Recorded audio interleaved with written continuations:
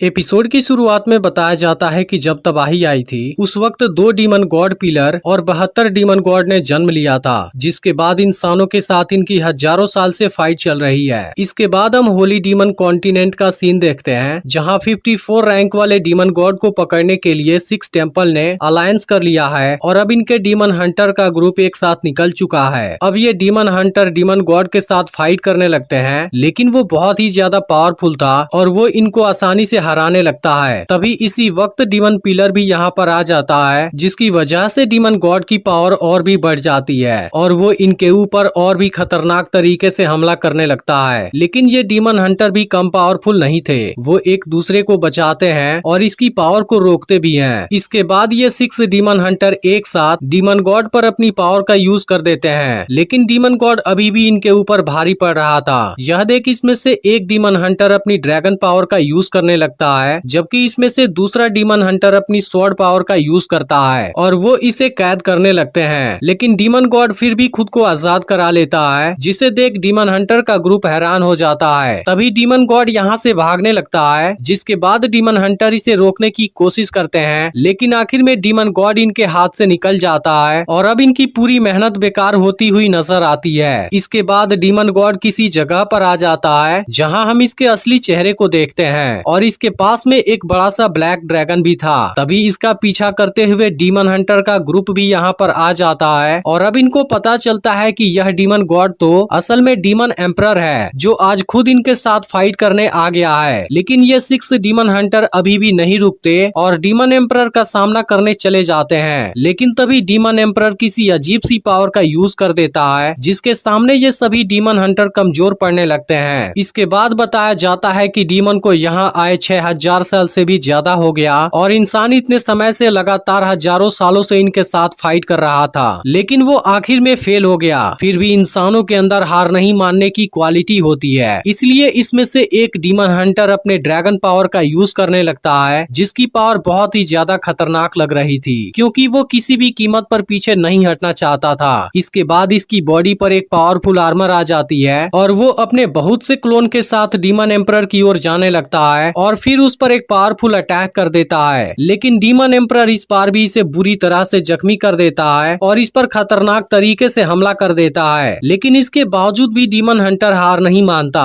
तभी अचानक से डीमन एम्परर इस पर अपने ड्रैगन से अटैक कर देता है और खुद यहाँ से गायब हो जाता है, जिसे देख सब हैरान हो जाते हैं और किसी को समझ नहीं आता डीमन एम्परर अचानक से चला क्यों गया। लेकिन फिर बताया जाता है इसी के साथ उस दिन एक और भी अजीब सी घटना हुई थी, जहाँ लॉन्ग सिन्यू की वाइफ बाईयू भी रहस्यमय तरीके से गायब हो गई थी। फिर हम देखते हैं कि वहाँ पर कुछ डीमन आए थे और बाईयू से कहते हैं कि अब आपको चलना होगा, क्योंकि डीमन एम्परर आपसे मिलना चाहते हैं। और अब उसके जाने की वजह से इंसानों की दुनिया में कुछ समय के लिए शांति हो जाती है। लेकिन इसी के साथ डीमन और इंसान के तकदीर में भी कुछ बदलाव हो गए थे, क्योंकि उस रात डीमन एम्परर के आने की वजह से उसने अकेले ही रहने की इच्छा की। लेकिन फिर भी जिस दिन सवेरा होगा उस वक्त ईस्ट डायरेक्शन में एक स्टार चमकने लगेगा। फिर अगले सीन में हम एक वॉरियर टेम्पल को देखते हैं, जहां एक मास्टर कुछ स्टूडेंट को वॉरियर बनने की ट्रेनिंग दे रहे थे, जिनका मकसद इंसानों की रक्षा करना और इंसानियत को खतरे से बचाना होगा। लेकिन अब आज इनको ट्रेनिंग करते हुए 1 साल हो गया है, इसलिए आज इनका एक टेस्ट होगा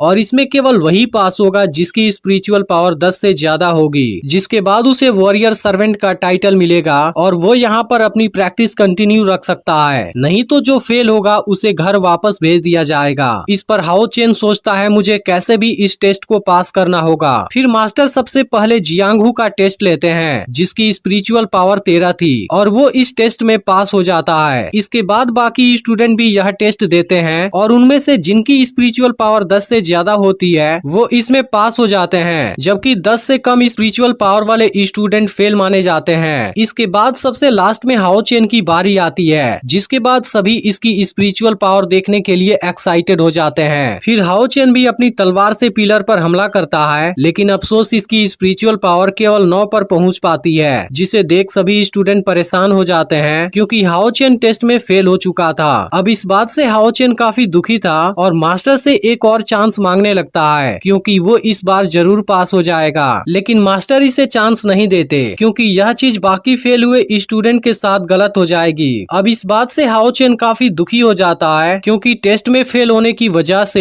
इसका सारा वेपन वापस ले लिया जाएगा और अब उसे स्पिरिचुअल लिक्विड भी नहीं मिल पाएगी। इसके बाद हाओ चेन इनके सामने घुटने टेक देता है और दूसरा चांस मांगने लगता है, क्योंकि हाओ चेन किसी भी हालत में यह टेस्ट पास करना चाहता है और डिस्क्रिमिनेशन फेस्टिवल में इसका रुकना जरूरी है। अब यह देखते ही स्टूडेंट मास्टर से हाओ चेन को एक और चांस देने की रिक्वेस्ट करने लगते हैं, क्योंकि सब जानते हैं कि हाओ चेन सबसे ज्यादा मेहनत करता है और उसने इनको भी टेस्ट में पास करने में मदद की थी। इस तरह से अब सभी स्टूडेंट इसके सपोर्ट में खड़े हो जाते हैं, लेकिन मास्टर भी अच्छे से जानते हैं हाओ चेन शुरुआत से ही सबसे ज्यादा मेहनत करता है और वो ट्रेनिंग पूरी करने के लिए अपनी जी जान लगा देता है। इसके बाद मास्टर सभी को शांत कराते हैं और हाओ चेन को दूसरा चांस देने के लिए तैयार हो जाते हैं, लेकिन इसके लिए उसे जियांगहू के साथ फाइट करना होगा और उसे हराना होगा। इसके अलावा बाकी फेल हुए स्टूडेंट को भी यह चांस मिलेगा। यह सुनते ही हाओ चेन सभी को थैंक यू बोलता है और अब सभी बहुत ज्यादा खुश हो जाते हैं। इसके बाद हाओ चेन जियांगहू के साथ फाइट करने के लिए तैयार हो जाता है। फिर इन दोनों के बीच में फाइट शुरू हो जाती है और हाओ चेन जियांगहू के साथ बहुत शानदार तरीके से फाइट करने लगता है, जिसे देख मास्टर भी हैरान होते हैं, क्योंकि हाओ चेन की बैटल स्किल काफी अच्छी थी और लास्ट में वो जियांगहू को दूर फेंक देता है। इसके बाद वो पिलर पर हमला करता है, जहां अब इसकी स्पिरिचुअल पावर 11 हो गई थी और अब इस बात से सब काफी खुश हो जाते हैं और यह देख मास्टर भी हैरान हो जाते हैं, क्योंकि इस बार तो हाओ चेन की स्पिरिचुअल पावर इतनी ज्यादा बढ़ गई, जबकि पिछली बार तो बहुत कम थी। इसके बाद बाकी के स्टूडेंट भी जियांगहू को चैलेंज करते हैं। तभी हम यहाँ के जंगल में एक लड़की को भागते हुए देखते हैं, जिसके पीछे कुछ बिस्ट लगे हुए थे,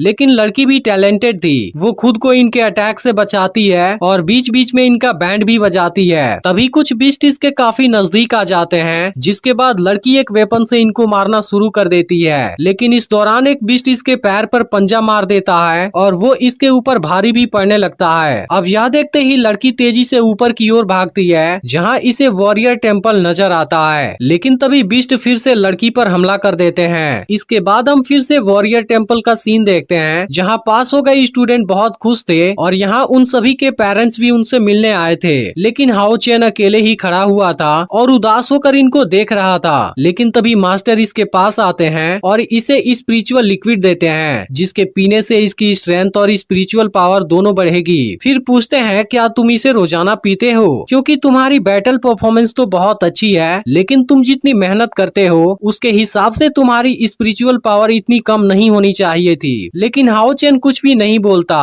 तभी इसी वक्त जियांगहू यहाँ पर आ जाता है और इसे अपने साथ लेकर चला जाता है, जिस पर मास्टर कहते हैं वो जरूर मुझसे कोई बात छुपा रहा है। इसके बाद हाओ चेन और जियांगहू दोनों एक साथ खेलते हुए यहाँ से जाने लगते हैं। तभी इसी वक्त हाओ चेन एक आदमी के नजदीक से गुजरता है, जो उसे बड़े ध्यान से देख रहा था। इसके बाद ये दोनों जंगल में चले जाते हैं, जहाँ जियांगहू हाओ चेन को अपनी स्पिरिचुअल लिक्विड देता है, क्योंकि वो जानता है कि हाओ चेन अपनी स्पिरिचुअल लिक्विड अपनी मॉम को देता है, जिनकी कंडीशन काफी खराब है। तब हाओ चेन कहता है कि अब उनकी बॉडी कुछ रिकवर हो गई है। इस पर जियांगहू इसे समझाता है कि तुम्हें अपना भी ख्याल रखना चाहिए, क्योंकि इसकी वजह से तुम्हारी परफॉर्मेंस खराब हो जाएगी। लेकिन हाओ चेन अपनी मॉम से बहुत ज्यादा प्यार करता है, इसलिए वो किसी भी कीमत पर उन्हें खोना नहीं चाहता और वो उनके लिए कुछ भी करने के लिए तैयार है। तब जियांगहू सोचता है बिना स्पिरिचुअल लिक्विड के इसकी पावर इतनी ज्यादा है, अगर वो ओरिजिनल स्पिरिचुअल लिक्विड पीने लगा तो इसकी पावर तो बहुत ज्यादा हो जाएगी। अब हाओ चेन को अपनी मॉम के लिए जंगल में हर्ब लेने जाना था, इसलिए वो यहाँ से अकेले ही आगे चला जाता है। तब जियांगहू कहता है तुम केयरफुल रहना, क्योंकि मैंने सुना कि सामने वाले माउंटेन में कुछ बिस्ट गए हैं। अब हाओ जंगल में हर्ब लेने लगता है, लेकिन तभी इसके पीछे कुछ गिरता है। यह देख हाओ चेन अपनी तलवार निकाल लेता है, क्योंकि इसे लग रहा था यहाँ पर कोई बिस्ट आ गया है। फिर वो इस जगह को चेक करता है, जहाँ इसे एक लड़की बेहोश पड़ी हुई नजर आती है और असल में वो वही लड़की है जिसका बिस्ट पीछा कर रहे थे।